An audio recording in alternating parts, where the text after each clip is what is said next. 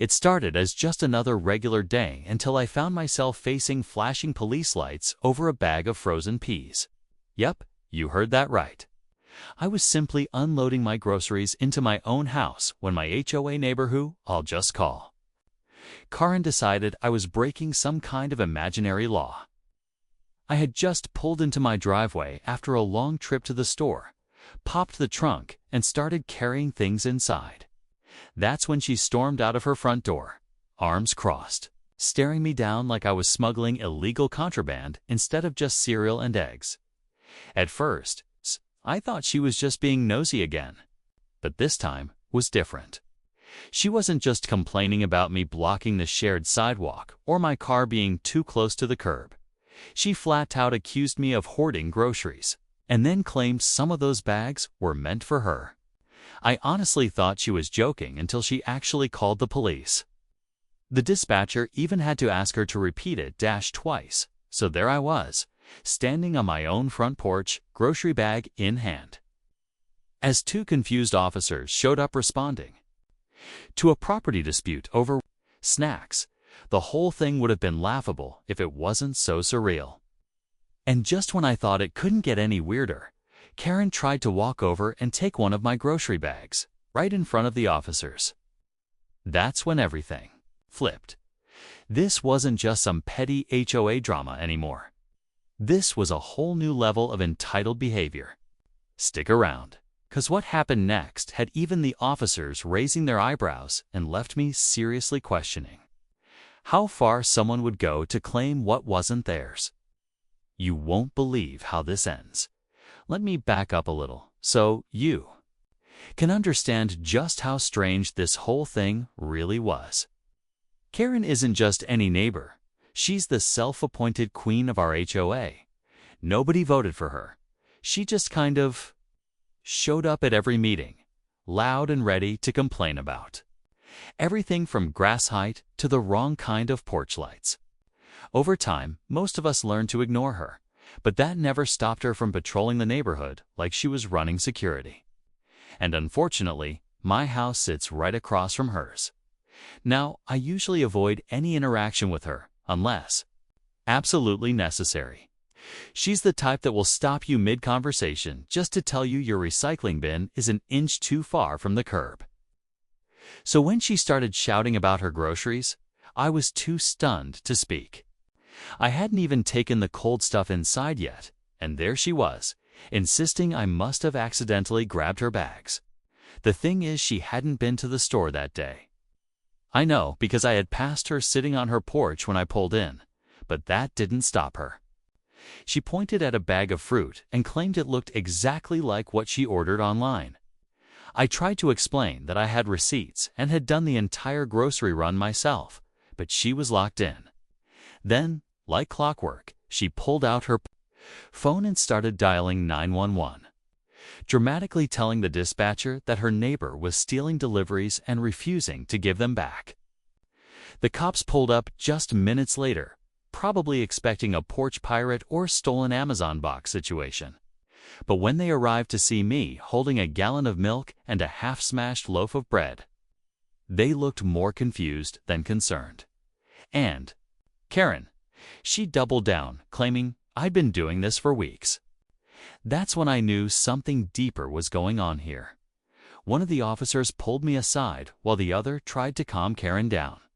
I could hear her rambling about suspicious activity and how I had a pattern of taking what's not mine.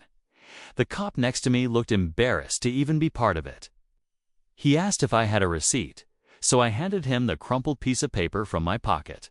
It was still warm from being shoved in there during the grocery run. He nodded clearly, realizing this was all nonsense, but he couldn't just walk away yet. Since Karen had called it in as a theft, they had to document everything. That's when it really sank, and this wasn't about groceries. This was about control. Karen had been trying to catch me doing something for months. I remembered the time she took photos of my garden hose left out overnight, claiming it was a tripping hazard. Or when she wrote a warning note because my trash lid wasn't fully closed. Now she was escalating.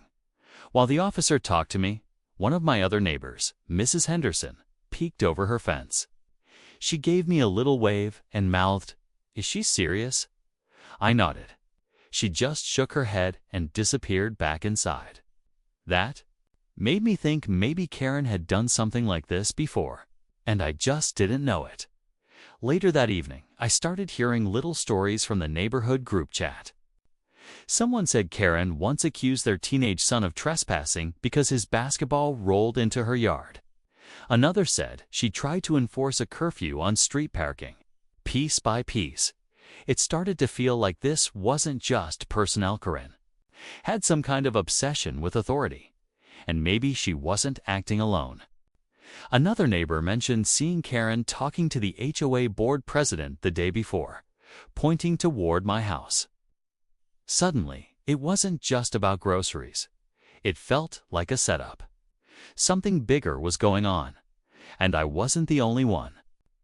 Being watched, the next few days felt like walking on eggshells. Every time I stepped outside, I could feel Karen's eyes on me.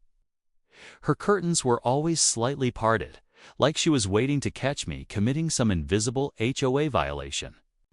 I even started noticing things around my property shifting, tiny things, like my recycling bin being turned sideways, or a note left on my door reminding me of neighborhood expectations. The weirdest part? None of these were signed, but they all had the same neat handwriting. Karen's. Then came the HOA notice. Folded neatly in my mailbox, it claimed I had violated several rules: improper storage, loitering in shared space, and, get this, hostile behavior toward a community member. I laughed out loud when I read it, but that laugh faded quick. Because the letter ended with a warning to many complaints and I could face penalties or be taken to HOA mediation. Suddenly, it wasn't just Karen.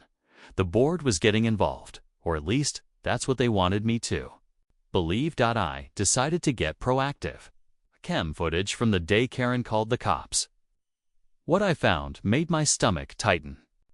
Just a few minutes before she walked over to confront me, she had been pacing around her front yard, on the phone gesturing toward my driveway like she was staging something.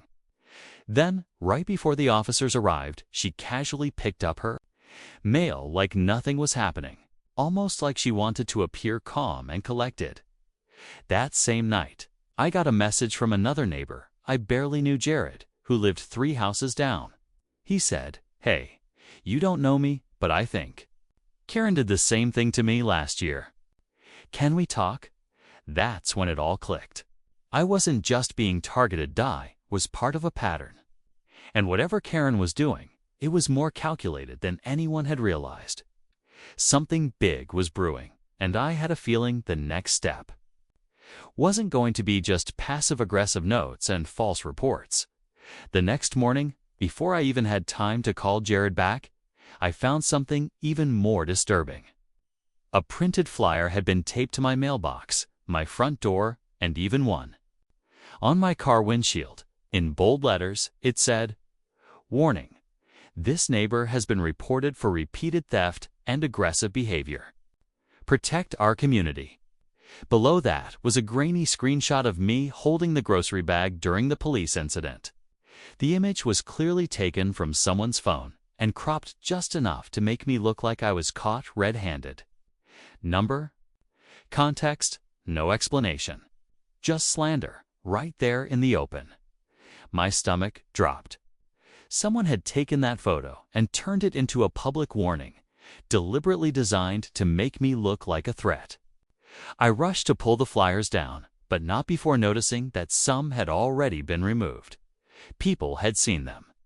This wasn't just Karen being petty anymore. This felt like full-blown character assassination. When I finally spoke to Jared, he didn't waste time. He told me that the same thing happened to him last summer, only instead of groceries. Karen accused him of tampering with HOA records.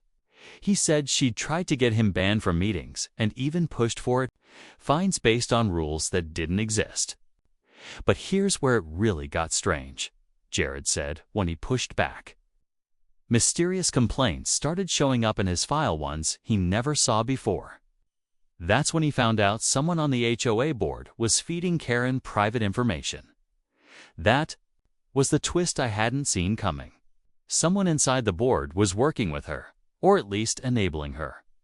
And if they were willing to smear me this publicly, I couldn't help but wonder what else were they willing to do. That night, another HOA letter arrived. This one wasn't a warning. It was a formal summons to a hearing on the grounds of disturbing community peace and repeated disregard for HOA protocols. I hadn't even done anything, but they were building a case. And now I had less than 48 hours to defend myself before everything I'd worked for in that neighborhood was on the line. The day of the HOA hearing arrived, and I walked into the community center with my heart pounding. The room was small, a folding table at the front where the board sat like they were holding a courtroom session. Karen was already there, sitting, off to the side, arms crossed, smug as ever. She didn't look nervous, in fact. She looked like someone who thought they'd already won. But I came prepared. When they asked for my side, I didn't just talk. I showed them everything. I laid out the doorbell footage, the receipts, even screenshots of the group chat where neighbors shared their own run-ins with Karen. Then I showed the flyer, the one with my face and the false accusation, explained how it mysteriously appeared on multiple properties. For the first time, the board looked shaken. A few exchanged glances. One even leaned back in his chair like he suddenly realized they were in deeper than they thought. But the turning point came when Jared stepped into the room. I had asked him, just in case, and thankfully, he showed up. He calmly testified about what Karen had done to him the year before and how HOA documents had been altered. Then just when I thought it couldn't get more shocking, he pulled out a printed email. It was from one of the board members, sent months ago, where they mentioned keeping an eye on new troublemakers and coordinating with Karen. The room went silent. The board had no choice but to take action. Karen tried to object, but it was clear the spell had broken. The board suspended her from all HOA activity pending investigation, and the hearing against me was dropped on the spot. I walked out feeling like I could finally breathe, but as I got to my car, I saw Karen across the lot. She wasn't yelling. She wasn't even angry. She was smiling.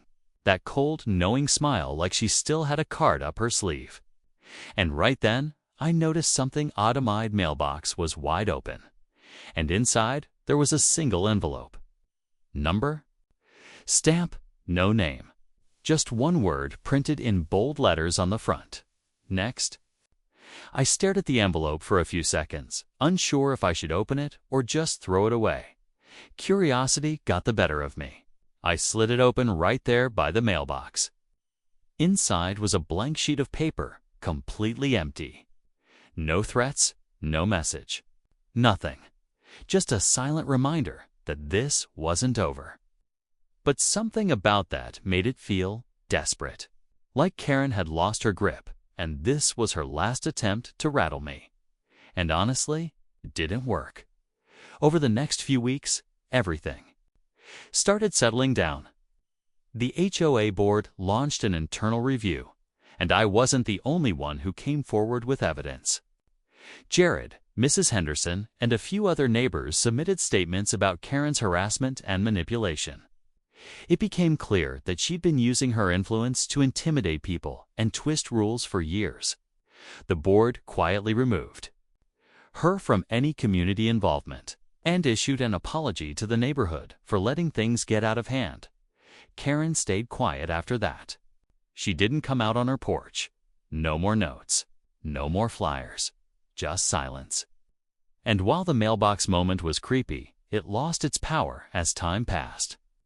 The important thing is, the community finally saw what was really going on, and that alone brought some peace back to the block. Looking back, the whole situation taught me something. Entitled behavior, like what Karen showed, doesn't always come in loud bursts. Sometimes, it hides behind fake rules and subtle power. But when enough people speak up, even the loudest voice loses its control. So yeah, All that drama started over a few grocery bags, but what it revealed, that was worth far more. Sometimes the quietest battles are the ones that change everything.